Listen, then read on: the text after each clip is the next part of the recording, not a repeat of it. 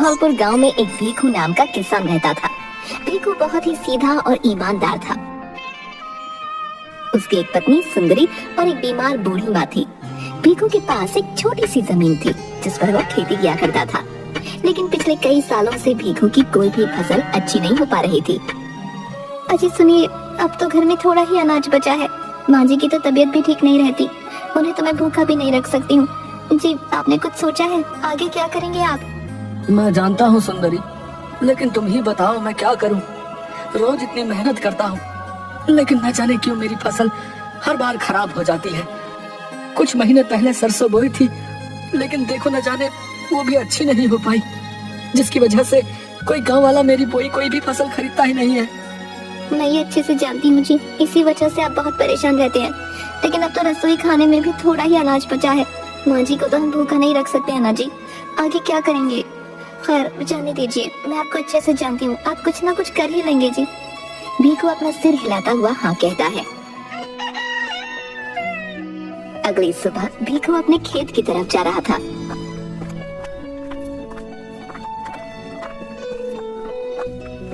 कि तभी उसे एक आवाज आती है जो कि भीखू का ही पड़ोसी होता है। उसका नाम जग्गी होता है, जो एक लालची और दूसरों से जलने वाला व्यक्ति था।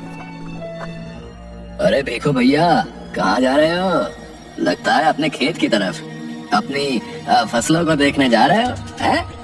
अरे भाई अब रहने भी दो, आखिर कब तक अपनी बोई फसलों की आस में रहोगे? अरे कई सालों से तो कुछ नहीं हो पा रहा तुम्हारी फसलों का, अब आगे भैया क्या ही होगा, हैं? अरे जग्गी भैया, मैं तो पूरी मेहनत करता हूँ और आगे भी करता रहूंगा। मुझे पूरा यकीन है आज नहीं तो कल मेरी मेहनत जरूर रंग लाएगी। आखिर बेवकूफ को कोई कितना समझाए। हाँ ठीक है भाई, मैं भी देखूंगा आखिर वो दिन कितना जल्दी आएगा। भीखू उसकी ये बात सुनकर थोड़ा दुखी हो जाता है। इसके बाद भीखू अपने खेत पहुंचता है और अपनी कुदाल से थोड़ी सी जमीन खोदने लगता है। वहाँ कुछ बीज प्याज की फसल के बो देता है। मैंने प्याज के नए बीज बो दिए हैं, बस भगवान करे इस बार मेरी फसल अच्छी हो जाए। जिसके बाद भीखू अपने घर आता है। तभी उसकी बूढ़ी माँ भीखू से कहती है, अरे बेटा आ गया तू, काफी देर लगा दी बेटा तूने आने में। हाँ माँ, वो मैंने आज नई प्याज की फसल बोई है, इसलिए घर आने में थोड़ी देर हो गई। तुम बताओ तुम्हारे पैरों का दर्द कैसा है अब? बेटा दर्द तो ऐसा ही है। कल गांव के वैद्य जी के पास गई थी, उनके पास एक औषधि है, लेकिन मेरे पास तो पैसे ही नहीं थे, इसलिए उनसे लेने की हिम्मत नहीं हुई। अरे माँ तुम चिंता मत करो, मैं कल वैद्य जी से तुम्हारे लिए वो औषधि ले आऊंगा। अच्छा चल ठीक है, तू कह रहा है तो ले ही आएगा। जिसके बाद भीखू अपने कमरे में जाता है। मेरे पास तो 1 रुपया भी नहीं है, आखिर माँ के लिए वो औषधि कहाँ से लाऊंगा?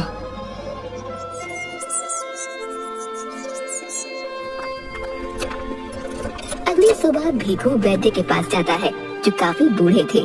वैद्य बाबा भीखू को देखते ही, अरे आओ आओ बेटा, कैसे आना हुआ? सब ठीक तो है ना? बाबा क्या ही बताऊं, कल माँ बता रही थी कि आपने कोई पैरों की दर्द की औषधि बनाई है। माँ के पैरों का दर्द बढ़ता ही जा रहा है, लेकिन मेरे पास पैसे नहीं है। इस बार भी मेरी फसल अच्छी नहीं हुई है। बाबा मैं क्या करूं, मुझे कुछ समझ ही नहीं आ रहा है। अरे बेटा तुम तो जानते ही हो, मैं बहुत बूढ़ा हो चुका हूँ। जंगलों के पेड़ पौधों से जो भी औषधि बनाता हूँ उसी से अपना गुजारा करता हूँ। लेकिन बेटा तुम्हारी मजबूरी को देखते हुए मैं तुम्हारी माँ के पैरों की औषधि दे देता हूँ, लेकिन तुम्हें इसके बदले मुझे 4 दिन तक भोजन कराना होगा। भीखू ये सुनकर सोच में पड़ जाता है। ठीक है बाबा, मैं 4 दिन तक रोज तुम्हारे लिए भोजन लेकर आया करूँगा। जिसके बाद बाबा उसे एक कांच की शीशी देता है, जिसे लेकर भीखू अपने घर आता है। घर पर उसकी माँ और बीवी होते हैं। तभी भीखू अपनी माँ से, ये लो माँ, मैं तुम्हारी दवाई वैद्य जी से ले आया हूँ, अब तुम्हारे पैरों के दर्द में जल्दी आराम आ जाएगा। अरे मेरे लाल, मुझे पता था तू जरूर मेरी दवा ले आएगा। अब तू देखना बेटा, मैं जल्दी ठीक हो जाऊंगी। तेरे जैसा बेटा पाकर तो मैं धन्य ही हो गई बेटा। ये तो मेरा कर्तव्य था माँ। तभी उसकी पत्नी भीखू के पास आती है। सुनिए जी, सच सच बताइए, आपके पास माँ जी की दवा के लिए पैसे कहाँ से आए? क्या किसी से आपने उधारी ली है? नहीं नहीं भाग्यवान, मैंने किसी से उधारी नहीं ली। वैद्य जी ने पैसे नहीं लिए हैं, लेकिन ये वो क्या कर रही है? बताइए ना जी, मुझे पैसे कहाँ से आए वैद्य को देने को? सुंदरी, वैद्य जी चाहते हैं कि माँ के औषधि के बदले मैं उन्हें 4 दिन का भोजन खिलाऊं। क्या कहा आपने? 4 दिन का भोजन? ये क्या बोल दिया आपने उनसे? आपको पता है रसोई घर में सिर्फ सीमित ही भोजन रह गया है। ऐसे में अगर हम 4 दिन तक रोज भोजन वैद्य को दे देंगे तो मैं आपको और माँ जी को क्या खिलाऊंगी जी? भाग्यवान, मैं जानता हूँ मेरे पास दूसरा और कोई रास्ता ही नहीं था। माँ के लिए वैद्य जी से वो औषधि लेनी बहुत जरूरी थी, इसलिए मैंने उनकी बात मान ली। जिसके बाद दोनों बहुत दुखी हो जाते हैं। शाम होती है। भीखू की पत्नी भीखू और उसकी माँ को भोजन देती है। भीखू की माँ भोजन खाने लगती है, लेकिन भीखू सिर्फ भोजन को देख रहा था। अरे क्या हुआ बेटा, तू भोजन क्यों नहीं खा रहा?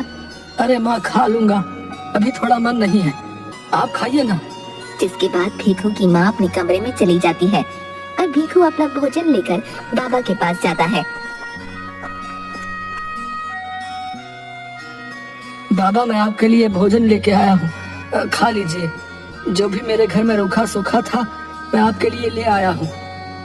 अरे आ गए बेटा तुम, मैं तुम्हारा ही इंतजार कर रहा था। बहुत जोरों की भूख लगी है बेटा। जिसके बाद बाबा उसका भोजन खा लेता है।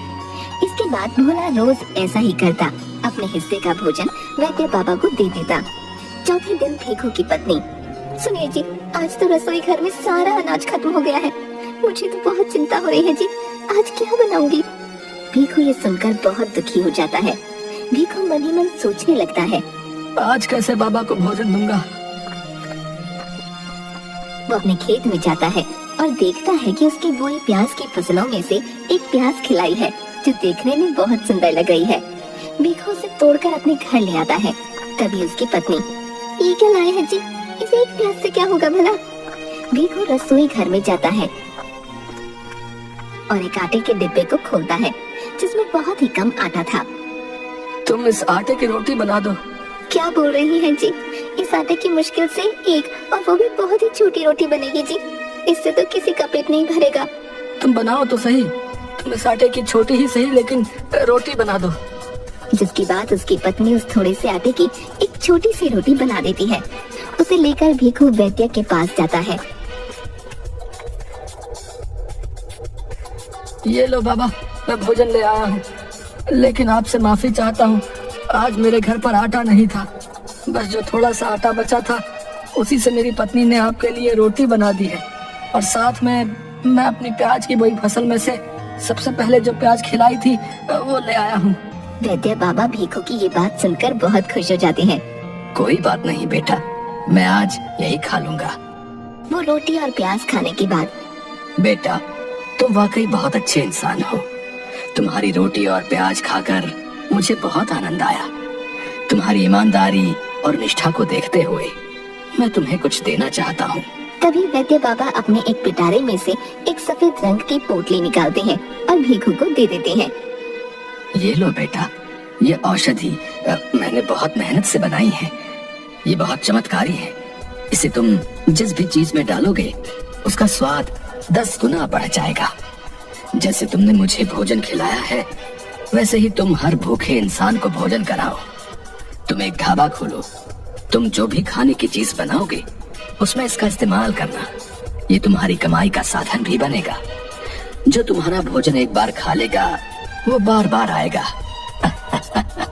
इसके बाद बाबा जोर जोर से हंसने लगते हैं। बाबा की बात सुनकर भीखू भी खुश हो जाता है और बाबा से वो पोटली लेकर अपने घर जाता है। अरे आ गए आप, ये हाथ में क्या है आपकी जी? भीखू अपनी पत्नी को सारी बात बताता है। ये क्या कह रहे हैं आप? क्या सच में ये चमत्कारी औषधि है? लेकिन जी हमारे पास तो इतने पैसे नहीं है, कहाँ से लाएंगे बनाने के लिए अनाज? हाँ भाग्यवान, यही तो अब मैं सोच रहा हूँ कि भोजन बनाने के लिए अनाज की तो आवश्यकता होगी, लेकिन कुछ समझ नहीं आ रहा है। तभी एक औरत भीखू के घर आती है। अरे सुंदरी भाभी, कहाँ हैं आप? अरे आइए आइए मीना भाभी, कैसे आना हुआ? अरे आपके लिए कच्चे चावल और दाल लेकर आई हूँ। इस बार हमारी फसल बहुत अच्छी हुई है, अब भीखू भाई का तो पूरे गांव में पता ही है, इनकी फसल कहाँ अच्छी हुई होगी, तो सोचा थोड़ा आपके घर ही दे देती हूँ। बहुत बहुत धन्यवाद मीरा भाभी आपका, आपने हमारे बारे में इतना सोचा। अरे नहीं भाभी, आखिर आप इतनी अच्छी हैं, बस इसीलिए आ गई आपके पास लेकर। अच्छा सुंदरी भाभी, अब मैं चलती हूँ। जिसके बाद मीना अपने घर चली जाती है। ये देखिए जी, कितने सारे चावल और दाल है, अब हम इन्हें ही बनाएंगे। जिसके बाद भीखू और सुंदरी दोनों साथ में दाल और चावल बनाने लग जाते हैं। दाल चावल बन जाने के बाद चलो सुंदरी, अब इसमें ये बाबा की चमत्कारी औषधि डालते हैं। हाँ जी, आप ही डालिए इसमें औषधि। भीखू दाल चावल में औषधि डालता है। दोनों दाल चावल लेकर अपने घर के बाहर एक एक लकड़ी की पटरी पर खड़े हो जाते हैं। तभी भीखू के पास गांव का एक युवक आता है। अरे ओ भीखू भैया, अब ये कौन सा नया काम खोल लिया है? दाल चावल का ढाबा? पर मुझे लगता नहीं है ये चलेगा भाई। अरे भाई एक बार खा करके तो देखिए, हम दोनों मियाँ बीबी ने बहुत मेहनत से बनाए हैं, उसके बाद बताइएगा। अच्छा अच्छा ठीक है, खा लेता हूँ तुम्हारे बने दाल चावल। ये बताओ कैसे दिए पहले? बस बस 10 रुपए की प्लेट है भाई। हाँ हाँ ठीक है, दे दो एक प्लेट। जिसके बाद भीखू की पत्नी उसे एक प्लेट दाल चावल देती है। वो युवक दाल चावल खाने लगता है। अरे भीखू भाई, ये तो बहुत स्वाद है, ऐसे दाल चावल तो मैंने कभी नहीं खाए। जरा एक प्लेट और लगा दो। भीखू और उसकी पत्नी बहुत खुश हो जाते हैं। ये सब जग्गी चुपके से देख रहा था। जग्गी को ये सब बिल्कुल भी पसंद नहीं आया। ओह, तो अब इस भीखू ने नया रास्ता खोज निकाला है।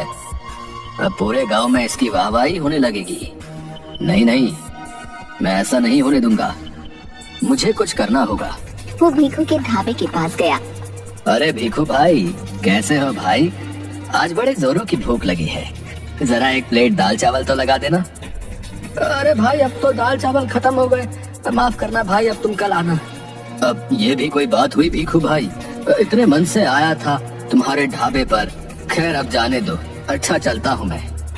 अच्छा रुको भाई, मैं अभी तुम्हारे लिए दाल चावल बना देता हूँ। हाँ हाँ ठीक है भाई, बना दो। तभी भीखू को थोड़ी दया आ गई। भीखू जग्गी के लिए दाल चावल बनाने लगा और देखते ही देखते भीखू अपनी उसी सफेद पोटली को निकालता है और उसमें से बाबा की दी औषधि उसमें डाल देता है। ये सब जग्गी बहुत ध्यान से देख रहा था। अच्छा, तो ये राज है इसके इतने स्वादिष्ट दाल चावल का। इसकी वजह से ही पूरे गांव में इसके दाल चावल इतने स्वादिष्ट होते हैं। तभी भीखू जग्गी को अपने बनाए दाल चावल देता है। ये लो भाई खाओ मेरे दाल चावल। अच्छा ठीक है भाई, मजा आ गया, वाह तुम्हारे दाल चावल खाकर। अच्छा अब मैं चलता हूँ। थोड़ी देर बाद जग्गी फिर से वापस भीखू के ढाबे पर आता है और देखता है कि ढाबे पर कोई नहीं है।